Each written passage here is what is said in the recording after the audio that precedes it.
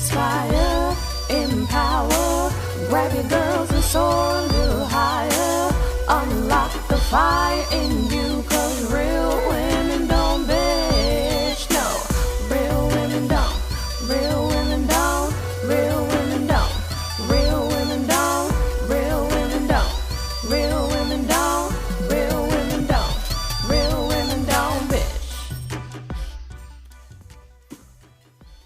Hey, thank you for joining me on the Real Women Don't Bitch podcast. This is your proud host, August Crenshaw, aka Mrs. Raw, Real, and Relentless. I am the #1 advanced mental conditioning specialist for entrepreneurs because building mental muscle is necessary in order to implement successful business strategies.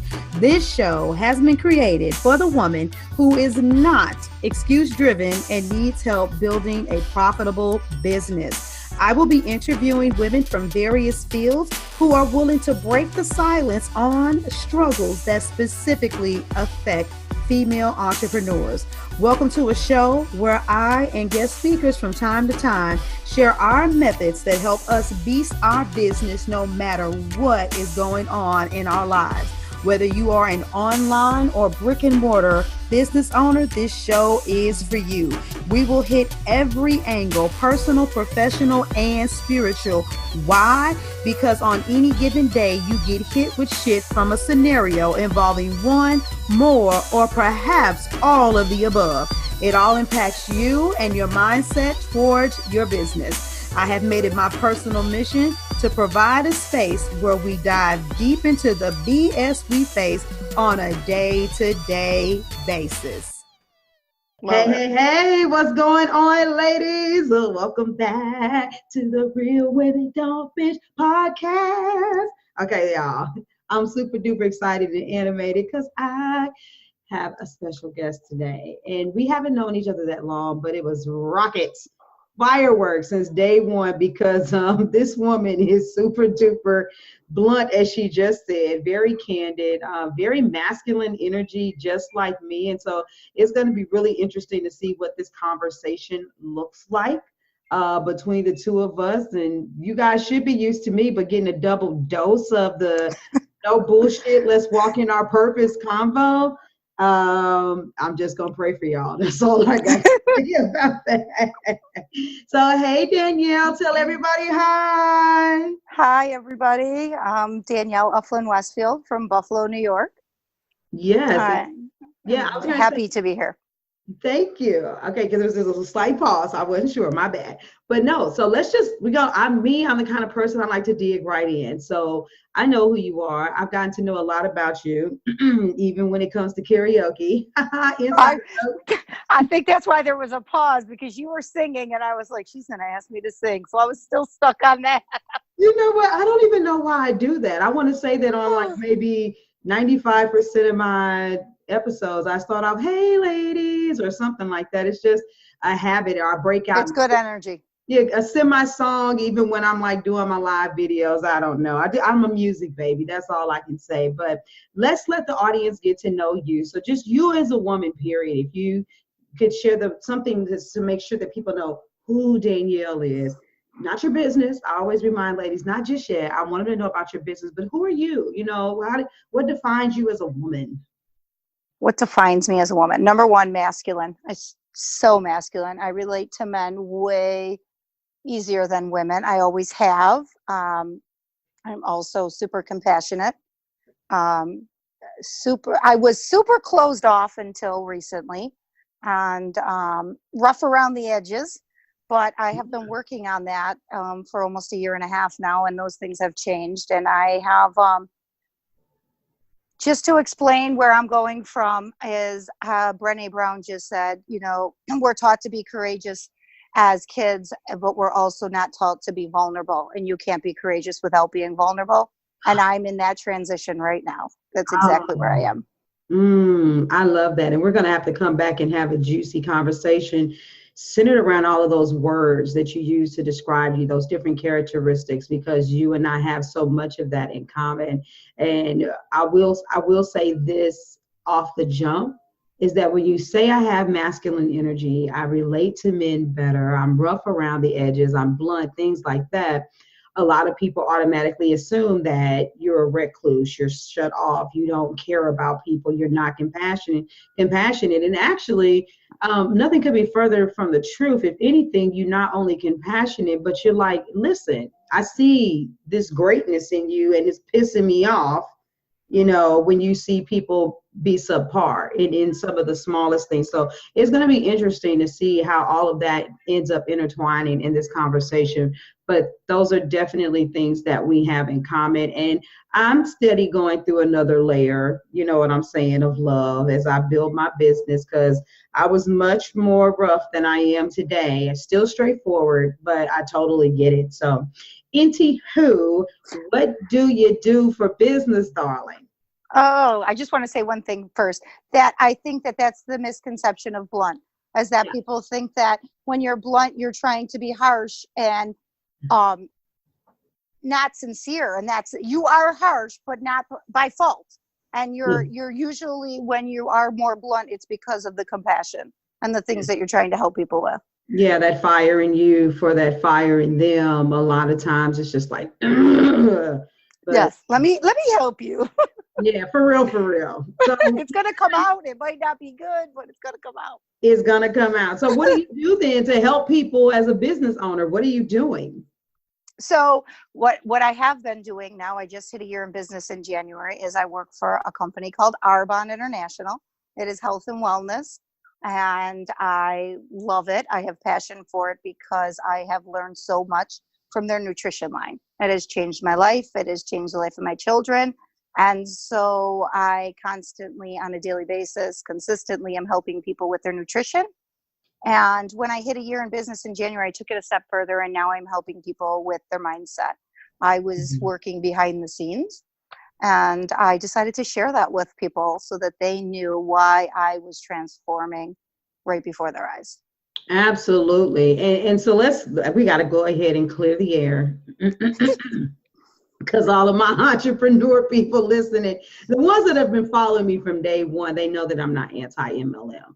I do believe that there's a special section of people that is good for it. Matter of fact, one of my best coaching clients that I worked with for a little bit over a year, named Jen, she did it for quite some time. She started off with Dynamax, and she ended up changing to a different company.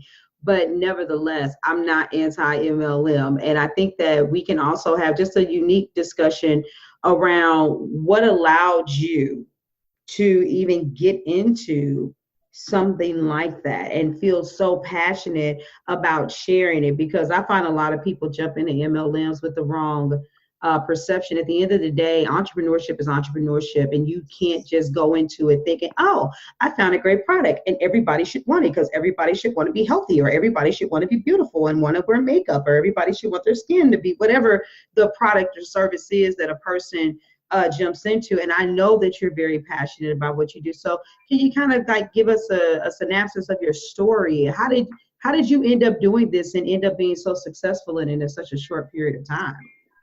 Well, I did graduate from college with a bachelor's in business, so I did not think I would be an MLM person myself. I like to use Tupperware lady as my go-to slang for it, because we all know Tupperware. But I went into corrections for New York State. I did 6 years there, and unfortunately I got hurt on the job. Now I say fortunately, because at the time I thought, I had my career, I was going to retire, everything was going to be great. And then I got injured, and I spent 6 years trying to recover from the injuries. I did whatever doctors said. I tried any treatments, and by the end, I was receiving from my injuries about 10 migraines a month. So I was homebound. I was pajama bound. I was just living life just to get by that day. I also have some disabled children, so life was challenging, and the migraines were not helping. By the end, I was getting 40 injections of Botox in my head and my neck every 3 months, which were torture, and never took one migraine away from me. I did medications that were always for relief, but never preventable. And so I decided my girlfriend that I grew up with did Arbonne, and she brought me their 30 days to healthy living. I thought I was doing it to lose weight, which I did, and it was a bonus, but I also lost 7 migraines. And that was the key point that I realized that I could take control of my health and my body by watching my food and what I was putting into my body. And I had never wrapped my brain around that before. I had a little head start with my son's autism and questioning a lot of things because of his autism. But this was the turning point for me when those migraines just disappeared from food. I was grateful. I mean, my life changed. I seriously spent 7-8 years in pajamas and in bed and just getting by. And everything changed. And that's where the passion came from. The drive to live again. Mm-hmm. The what ifs, what could be, just led me down this path. And the more I started helping people, because our brand has 400 products, but I focus on nutrition mostly. And it's not on purpose. It's not because I don't think they have great products. It's because that's what changed me. You went in the inside, you cleaned me out from the inside. Now I care about the outside, and the rest follows. But until I can make you feel what I can do for you internally, I don't understand how to talk people into the rest of the products or convince them that these products will be great. And because that's seeing results, and it takes longer. The feeling is so much better. Wow. That was a mouthful. And I've heard you say it probably on 2 or 3 occasions, and it's still just like, wow. I gotta take 2 seconds though, because I'm always educating the audience whenever I have a guest. I want to make sure that people catch it. And I've gotten a lot of people that have started following me that do what are the paparazzi jewelry, pure romance. I mean, it works. I've gotten a lot of MLMers that have actually started following me as of recently. And I want to make sure that they caught what you just said. You're in the business mastery group with me, so you know how I feel about this whole thing of niching down. And this, to me, is the downfall of many people who do multi-level marketing. They have a plethora of stuff. They have their Walmart-ish version of products and services. And what ends up happening, especially if you don't have a really good upline, and I say this not as a very opinionated person. This is a person who signed up for Mary Kay, Herbalife, Primerica. I'm going to stop.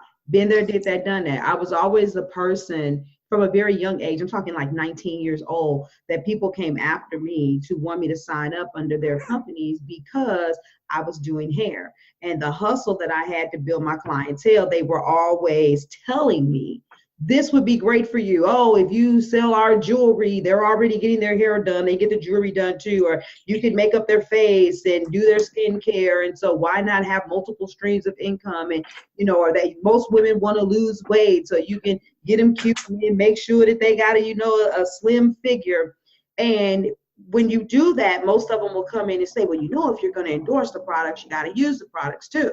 And so then they usually automatically, well, what do you want to try? And they hurry up and they get you on some form of auto ship. And a lot of companies, not all of them, in order for you to be eligible to be able to get your commission or the highest level of commission, not only do you have to sign up people, but you have to purchase the products. And if you're not, then you're not able to get your check.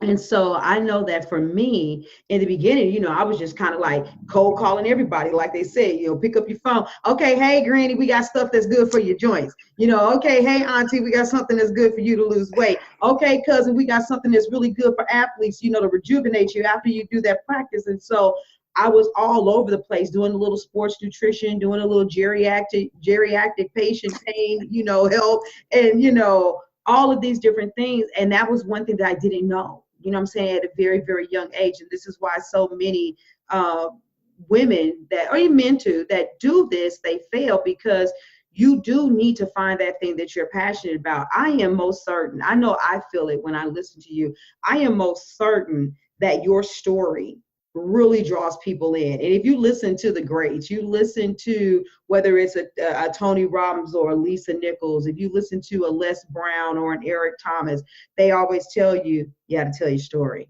You got to tell your story. And that in telling your story, that's also intertwined in how you attract your niche. So that's your nugget. For those of you all that didn't catch what she said, Coach August is saying, even if you are in multi-level marketing, pick your niche. What are you going to specialize in? And then expand. Because I'm sure some of those other people have been like, girl, I was just perusing the catalog or looking at the website and I want to try something else too. And then they expand. But having that core following allows you to be able to attract a certain, caliber of people. So I didn't know if you want to say anything before I went to another question. I just had that's absolutely true, because that happens. Sometimes I'm I'm so passionate about the nutrition and I run across people and they're just like, yeah, no, I'm good. Can I just get some clean makeup? And I'm totally like blindsided, like I didn't take you for the makeup person, but that is what comes out in me. That's what I want to share. I just I know it works for me. I know it works for other people. And that is also the point of this. I work my business differently. I only go after people that I know could benefit. And I truly am not super salesy. I feel it's a disservice for you not to try these products, because if it changed my life for the mass amount that it has in the year and the people that are watching, you gotta see that and want that. I don't know how you couldn't. I know I would. Dang it, that right there, whew, it's a disservice not to make an offer. I'm not even going to peel into that because this is about your story. I really do want people to know about you. So you accelerated quickly. You moved up through the ranks really quick in your company. But the whole point of this podcast is to make sure that women know that they can prevail no matter what. And so we all got our shit, that we have to deal with. So what's your story? What's wrapped up in your journey that is getting to you, has gotten to you, so that we can start unraveling that to begin to encourage some of the women that are listening? There's a lot. So I'm just going to go with a couple key points because I'm still working on some of the others, but there is a lot. And I will tell you that the first thing is I have a job. I have 3 children. I lose my job. I lose my marriage. I have a son with autism. Then I have a second son who's diagnosed with autism, but really has sensory issues. The older he's getting, we learn. But I think out of compassion, I was given that label because, for those of that go through that, that you see any signs, your mind goes negative. You got another child with autism. This is the card you're dealt, and this might be what you get. And so he got that label. Right now, just this past year, everything's taken off at the age of 8. So he is good. And then my third son had open heart surgery at 6 days old. He has a valve issue still, but has some permanent fixes. And so it was not a marriage that was failed because anybody was crappy to the other person. It simply failed because of all the cards that we were dealt and the extra stress and pressure that's put on you with disabled children, and the drift apart by, me being in the hospital with one kid, him home with the other kids taking care of them. There's not a lot. You're still working as a team, but very far apart from each other. So we still are committed to our family. We raise our children together. We do everything together. I'm not condoning this to be the way people should be because I'm still figuring it out. I don't know if it's the best. Right now, it's the best for the kids. And when I lost my job, I didn't expect to lose the marriage too. And now I have no job and no backup plan. And I have money from losing the job, but it's not forever. And it's only a limited amount of time. And I got to get it together. And our bond came at the exact right time. It gave me the time to dabble in the nutrition, get to know it real fast for me personally benefit. And then as I'm sharing and sending people to my upline, I'm realizing like, hey, this might be something that could still let me stay home with my kids because now I'm accustomed to that. Yeah. And my youngest is getting ready to go into kindergarten full time. So it's time for me to make the decision of what I'm going to do next. And I just watched her grow from my stories. And I just decided, you know what? I want this, but I also want to be somebody. I also want to be strong and independent again. And you can be that without financial, but it's not as easy. I want to be I chose my partner for that reason. This is who I'm with, not because I'm stuck with them, not because I need them. And so I decided that I would give it a try, and I gave it a try. But when I gave it a try, I gave it 100%. I gave I gave everything to change. You know, I was trained to be closed off in corrections, no emotion. Like I had to retrain myself and work privately with somebody to help me get out of that funk. No. It served me then, but it was not going to serve me in this business. And so I had to wrap my brain around and do training on my personality as well. But I did it because I want to be there for my kids. I also took my business different. The MLMs will come with a course. They tell you what to do. And I'm not a rule follower. I never have been. And I just decided that I also, even though I went to college, got through by the skin of my teeth, got my corrections job by the skin of my teeth. And I knew that I had to make it work for me. So no reading and studying, it was hands-on. And that hands-on nutrition is irreplaceable because that's why I stand out from any other person next to me with the same job. Man, whoo, chiller. You said you went in 100%. You gave it your all. And it makes me think of a conversation that I had with Pika on the episode that's coming up, because she was saying, oh, I got to be honest, you know, when I signed up for an MLM, I can't really say I did that stuff. They were like, go out there and meet people, and I didn't really do that. And, you know, so she couldn't really say that that was a good or a bad thing. So I know that, you know, reaching out to people, actually making connections, that's part of it. But for you, what did that go all in really look like? I know it's the hands-on, knowing the products, but what did you specifically do? Because and let me make sure everybody understands why I'm asking this question. I never know who's going to listen to this podcast. And if somebody reaches out to you, I want them to know what kind of badass you are, because I'm sure that when you're building your team, you're going to need a downline that's going to need to understand the fire that needs to be up under their feet in order to truly build this business. Now, of course, their variables may be different. They may have access to different people and opportunities, but they're still working, building a business. So what does 100% working with you look like when it comes to building this business? I can tell you that the beauty of this job is the minimum amount of hours, and I keep that core part from my learning, but I make the most of those hours. I have, you know, just switched over the traditional way. You know, most people have someone come home, they leave them with the kids, and they go out and they do their thing. Well, I had to reach a lot of people during the day. So I decided to go into businesses, and now I make smoothies for tasting, and our caffeine replacement drinks, fizz sticks. I do that, and I teach them about nutrition on their lunch break in a mass group in their conference room. And I did that. I worked on the scenes with a positivity coach, which, thank goodness, health and wellness brings you self-development, because they helped me with that. That was not on my own. But once I got a taste of it, I went running with it. And then I knew that I had to be open. I cared about what people thought about me, even though I am so rough around the edges and guarded. I cared, and I had to get over that shit. Yeah. And I had to let that go. And I mean, there were times even when my family said to me, when are you going to get a job? Well, I was growing this business. And that in itself, it's hurtful, but I also have to remember, and I don't want to put anyone down in my family, I don't want to be where they're at. I have to make different choices for myself. And I was already on the sidelines with the disability. You know, you get a little isolated, and I don't think people mean to do it, but they get uncomfortable.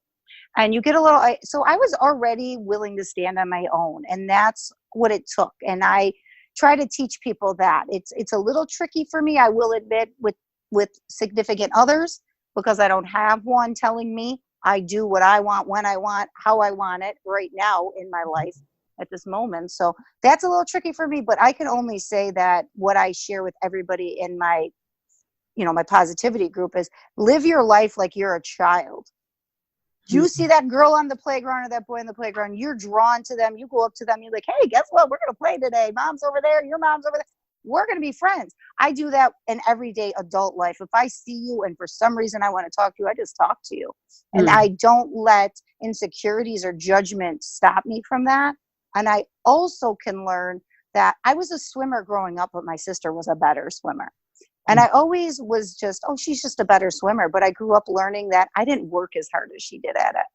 And that stuck with me. And it was something I decided I would change with this business. I'm going to work as hard as I can to get what I want. And I also never understood failure. I thought failure was a sign of weakness. And then in the self-development, I learned you had to fail to succeed. And once I wrapped my mind around that, the possibilities became endless because failure was a part of the journey. Oh, wow. I just wrote down playground rules can build a business. So your title's going to be somewhere around Yeah. playground. Yeah. No, that's totally awesome. And I love that. And we lose that in adulthood. We lose that as we grow up. We don't have that, hey, you want to play? And you just push each other on the swings and start running up and down the slides with each other. Or back in the day when we had merry-go-rounds and, stuff like that, we lose that. But you have to be able to communicate with people. And I have found that is one of the biggest killers of entrepreneurs building a business, because they don't want to get out there. They don't want to reach. They don't want to communicate. And like you said, you do have to stand on your own. And as brilliant as you may be, or self-conscious as you may be, when you get out there, you still know that there may not always be the response that you're looking for. There may be some level of rejection, but you have to do it. And, like you and I both run Facebook groups, and, sometimes you're in there and you're serving and the people are coming out like popcorn. Sometimes you're in there serving and things are really quiet, but you have to truly know and believe that even in the virtual space, that whole playground mentality of, hey, how are you? What's your name? How you doing? You still got to have that. If you didn't do it and I didn't do it, then we wouldn't be here right now, because we haven't known each other, for that long of a time. But you came out and I'm like, well, hey, you out here. So what's your name, dog?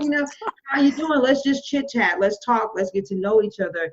And there are plenty of people in this world that will embrace that, that will truly, truly embrace that. I'm loving your story. I'm loving your journey. I also love that in addition to you saying, okay, I was closed off, I had to learn to have the playground philosophy, but that you got so much work done, centered around your mindset and building relationships, which is going to be critical, right? If you're going to build a team, you're going to have to deal with people. I'm sorry. I think I missed that answer in that part of the question. And that's basically what I tell my team. Like, this is what I did. If you want, I plan on going to the top. If you want to go to the top, this is what it takes. But you can be wherever you at. You could just love the products and use them for yourself and share them occasionally and bring in a cable bill. Like, you can do whatever you want with it. But for me, that's the mission I'm on. And I'm more than willing to take anybody, right along with me. And that's what I share.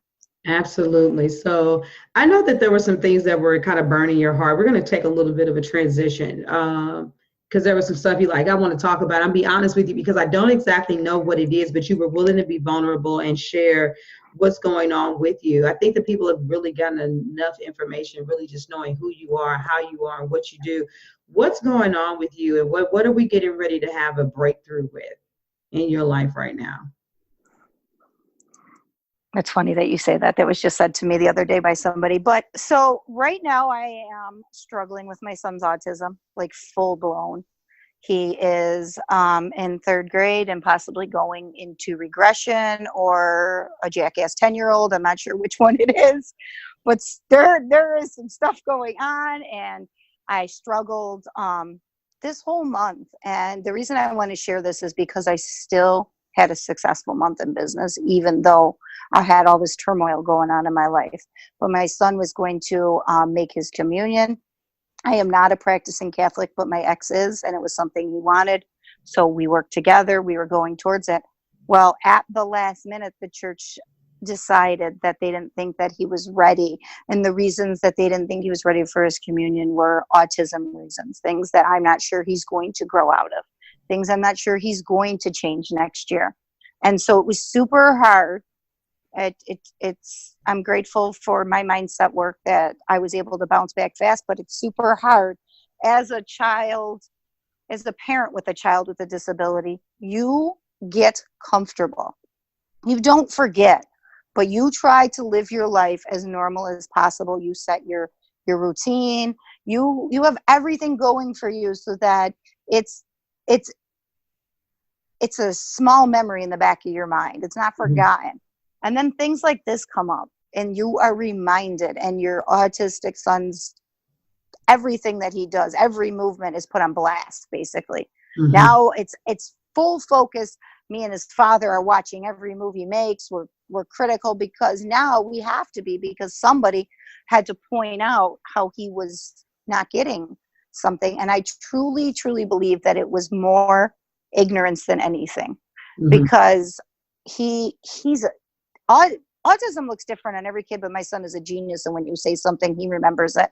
And I know that he could wrap his brain around the communion and the bread and switching over to the body. And I know he got all that, but he has gag refluxes and issues with food textures.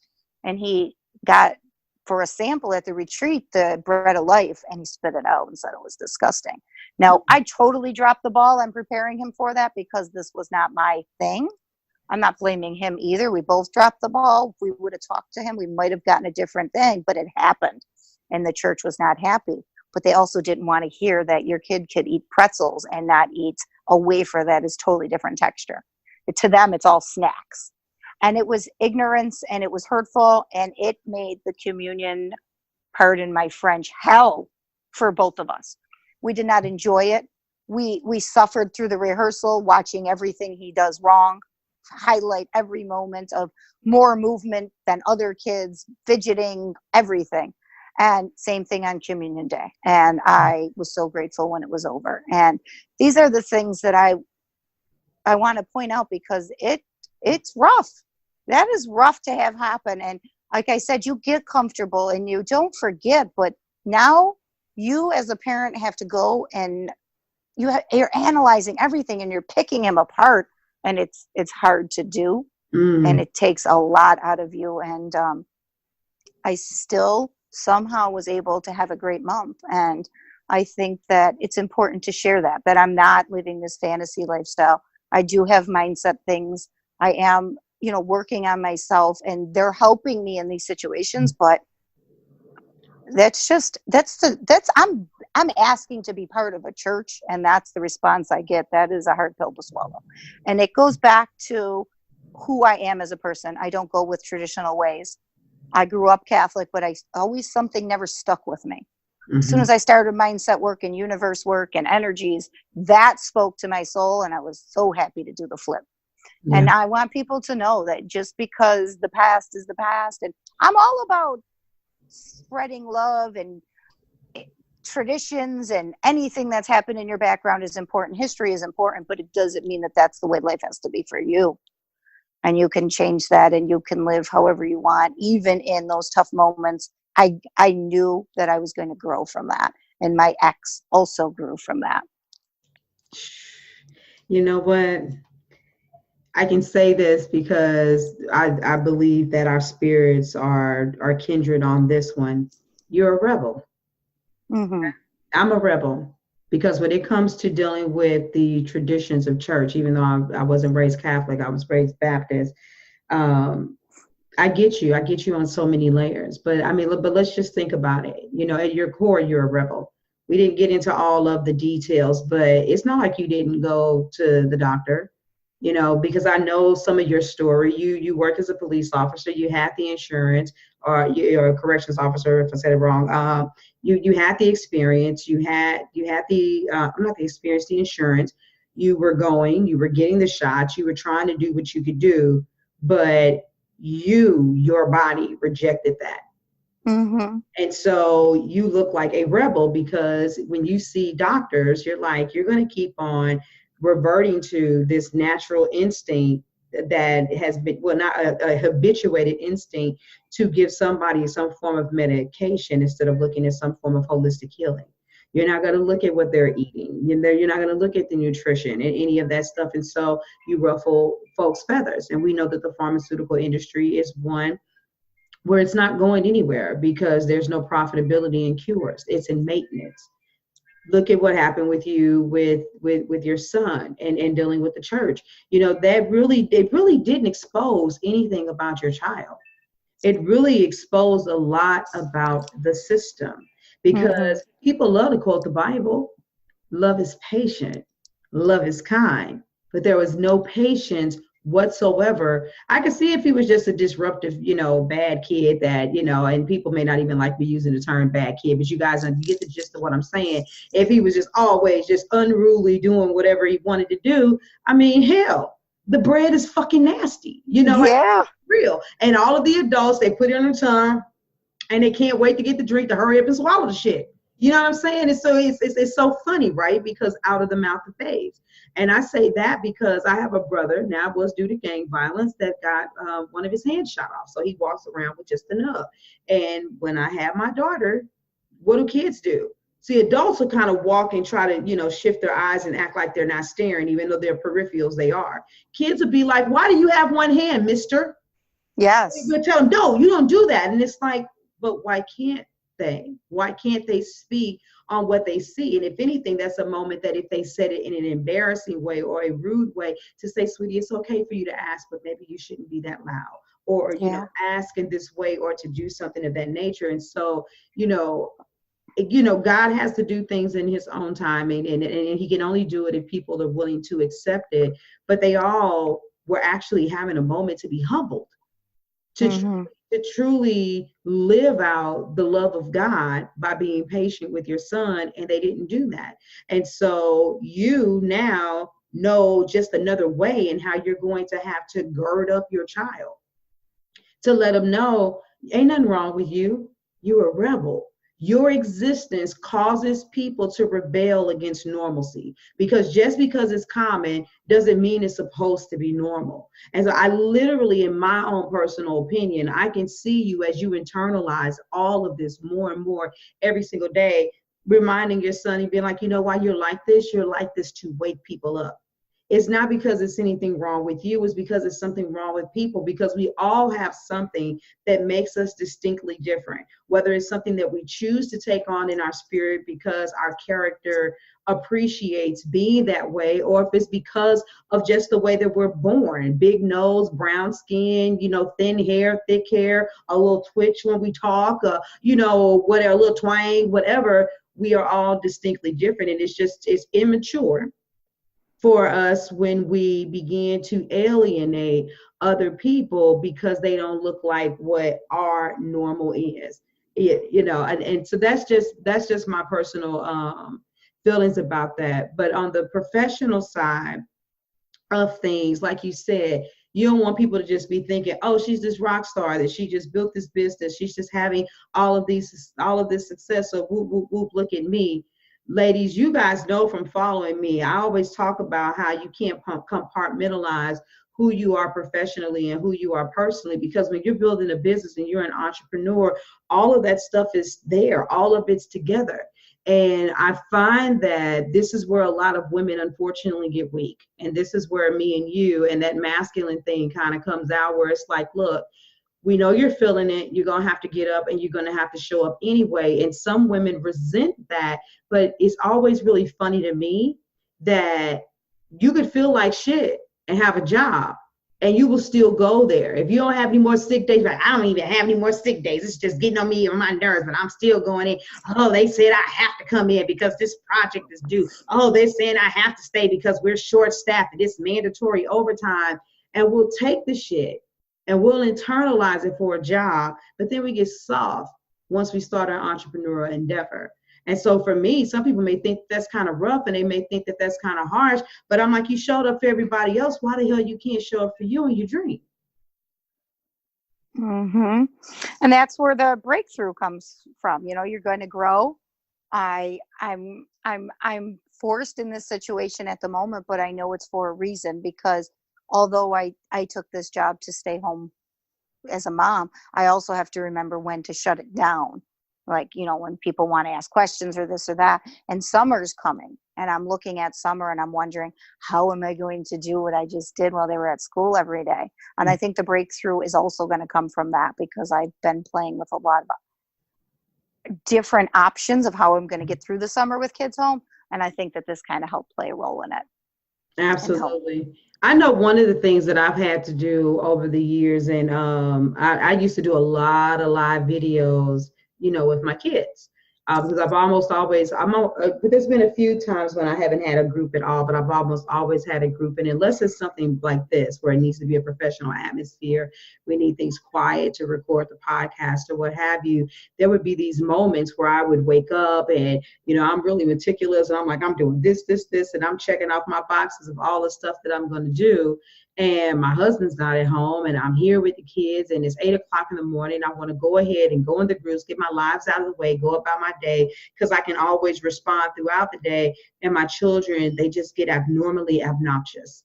And it's like, oh my God, what do I do? And one of the things I had to take into consideration is like really backtracking and looking at how much I work day to day, leading up to all the other days, leading up to the week, leading up to the month.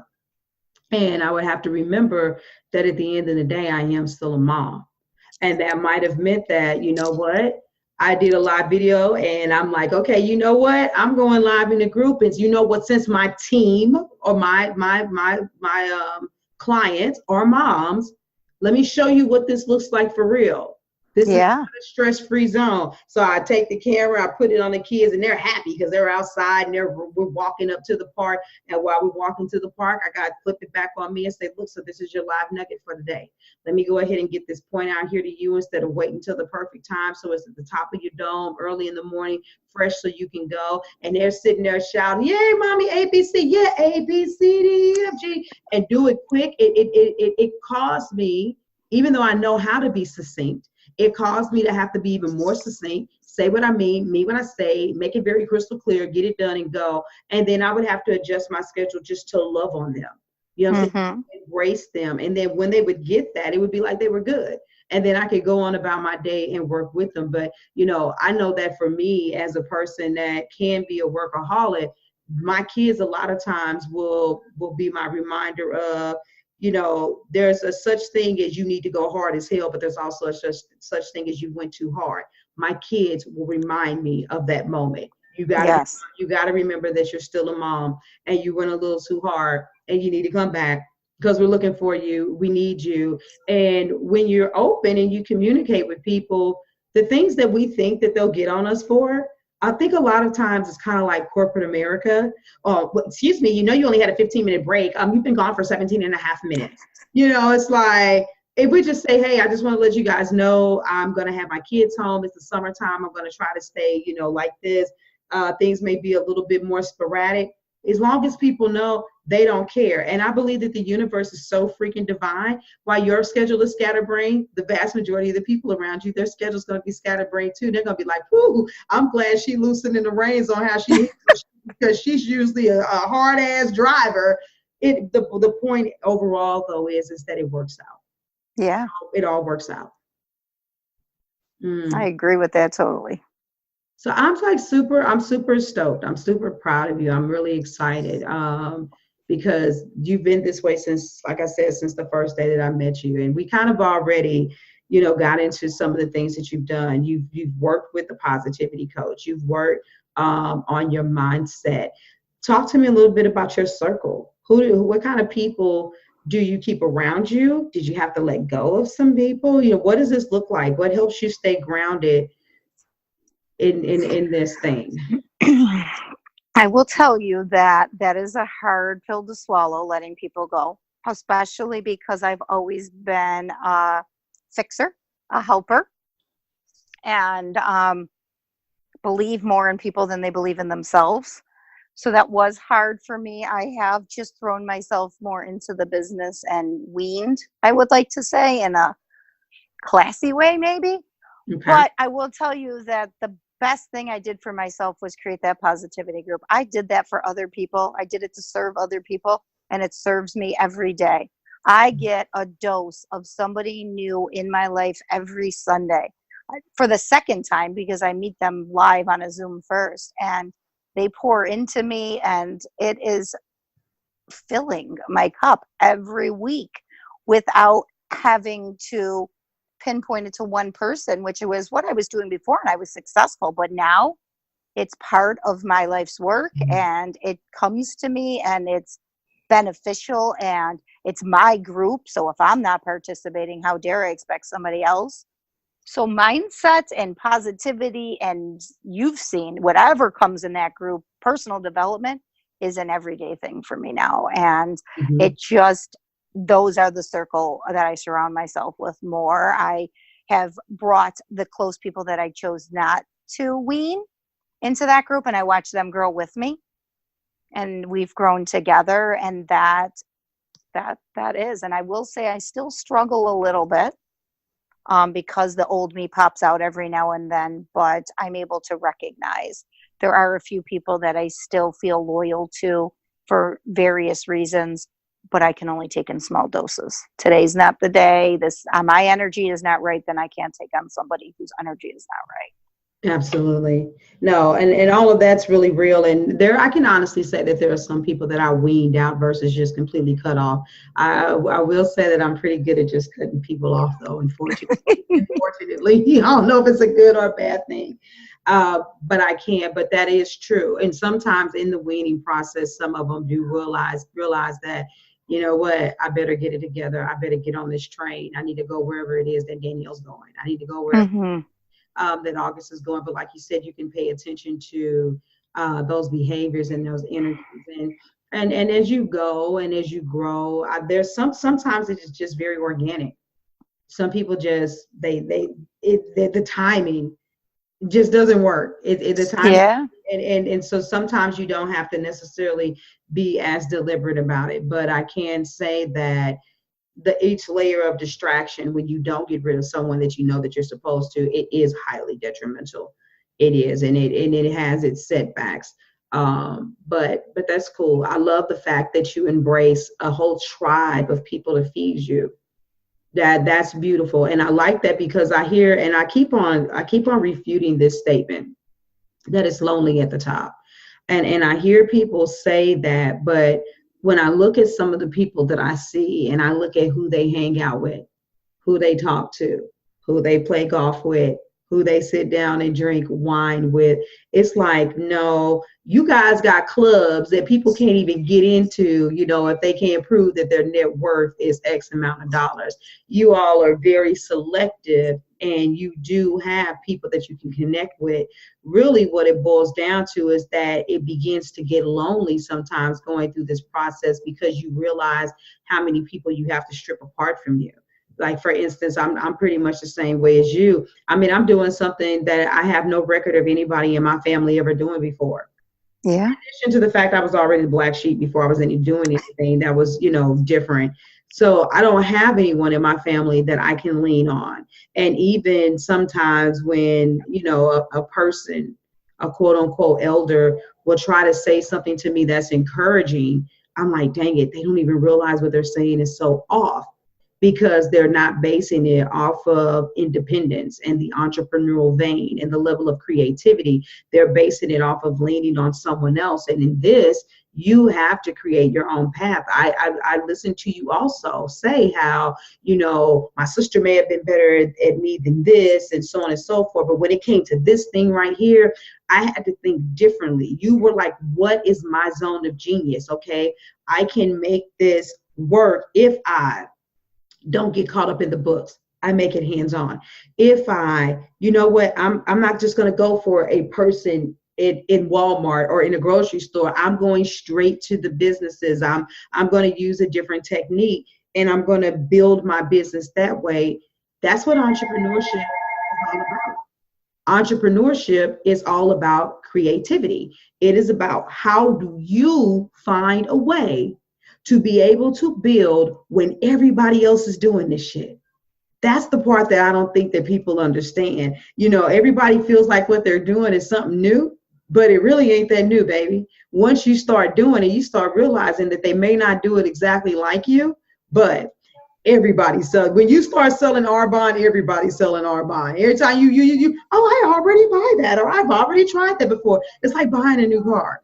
And Yes. everybody, you're like, dang it, does everybody drive a Maxima?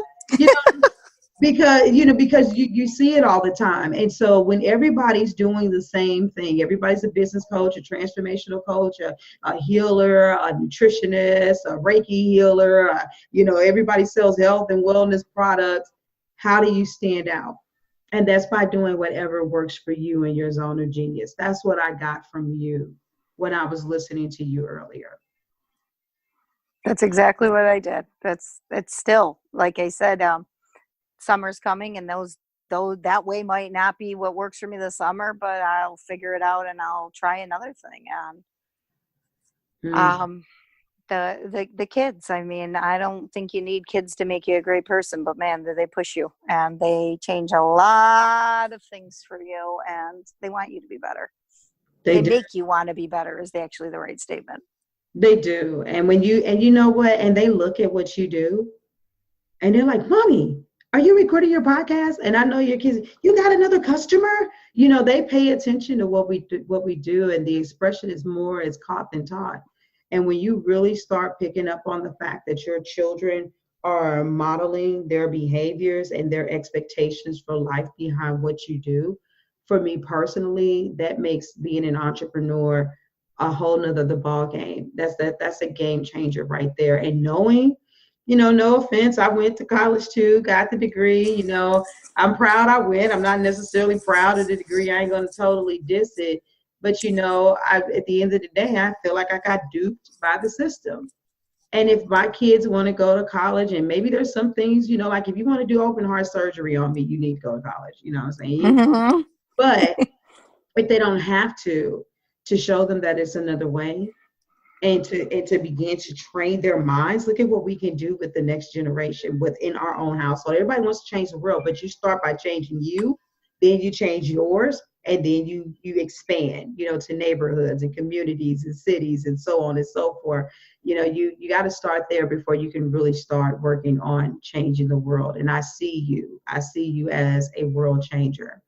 So what I want you to do for me, because we don't have that much more time left, is I want you to tell people where to find you.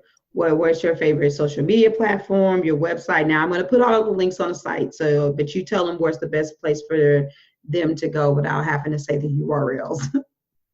Yeah, so basically Danielle Ufflin Westfield, that I'm on Facebook and Instagram under that. I have more interaction on Facebook. So if you're looking more for testimonials or stories from other people, I would go on Facebook. But that's where I am. I also would like to point out that I'm new to social media. So while I was going through all those migraines, until I got divorced, I didn't even go on, and Facebook had been around for years. So I was able to turn that around fast and realize that another thing that clicked for me was I was a stay-at-home mom that was wasting a lot of her life on social media, and I changed it and turned it into income and work. And now there's no guilt with social media, and what I'm doing. And I think that that's valuable for people to hear as well. Absolutely. So the health and wellness is what you're most passionate about. It's not the only thing that you have to offer, but ladies, you heard her say, if you need some help with weight management, I know a lot of women that have issues with back pain, with migraine headaches. She's kind of giving you traces of all of the things that she's dealt with. She's not salesy. I know that from dealing with her. She's not salesy. She's one of those people where she's like, you know what, let me talk to you and get to know you, see what's going on with you, and see if this will work for you. I don't readily endorse too many people, but I can honestly say, based on my experience with you, that I can say that, wholeheartedly. So I encourage you guys to reach out to her, instant message her, make your presence known. If you want to just kind of follow her, she does give health nuggets, tips, and advice as well. Just follow her. So one last thing for you. I want you to think about what's the one word of wisdom, what do you want to say to the ladies to let them know what's possible, encourage them to basically say, listen, don't bitch, get out there and get shit done. I can say that it's never a waste to invest in yourself. And the minute you invest in yourself, everything around you will grow and change with you. And that's where you should start. You don't worry about who you got on your side, what your cards you're dealt. Just work on you. And the more you work on you, the better life will get, and the less bitching you will do. And you if someone beside you is not for you, they will fall along with all the pieces. So you can't go wrong. Just put yourself first. As mothers, we don't do that. And I think there's a valuable lesson in that. Mm-hmm. You should be treating yourself how you treat your kids. What you want for your children is what you should want for yourself. End of story. And you don't have to have kids you could be having, puppies and kittens. You treat them better than you treat yourself. Those moms too, those dads, like, you need to treat yourself how you are treating the most valuable person in your life. And then things just change from there. Absolutely. Go to the website, your respected platforms, click the links, follow her, reach out to her. Thank you, Danielle. I'm gonna have fun going back and listening to this. There's a lot wrapped up in this podcast. I know the ladies are encouraged and inspired by your story, and I cannot wait to air this bad boy. Yes. Woo! So we are out of here. I might sing that day. Yeah. Oh my goodness. Yes. Now I'm gonna call her out. No, I'm just kidding. You guys come to the Business Mastery Group and find out what this karaoke thing is, because oh boy, I ain't gonna do that to you. I love you, ladies. So everybody that's listening, we are out of here. You enjoy your day. Deuces. Thank you. Thank you for joining me today. Remember to cultivate a mindset that is biased towards taking action. No bitching, whining, or complaining. Here, our mantra is, real women don't bitch, we get shit done. See you next week as I continue to bring you what you need to keep your head in the game and beast your business. Don't forget to hit subscribe and leave us a 5-star review. Would you like a specific topic covered? Have a question you would like answered live? Then head on over to realwomendon'tbitchpodcast.com. Subscribe to my email list, hit me up, and I got you. Interested in being a guest speaker? You walk the walk? Then you can sign up on the website too. This is your #1 advanced mental conditioning specialist for entrepreneurs, Mrs. Raw, Real, and Relentless. Signing out. Deuces.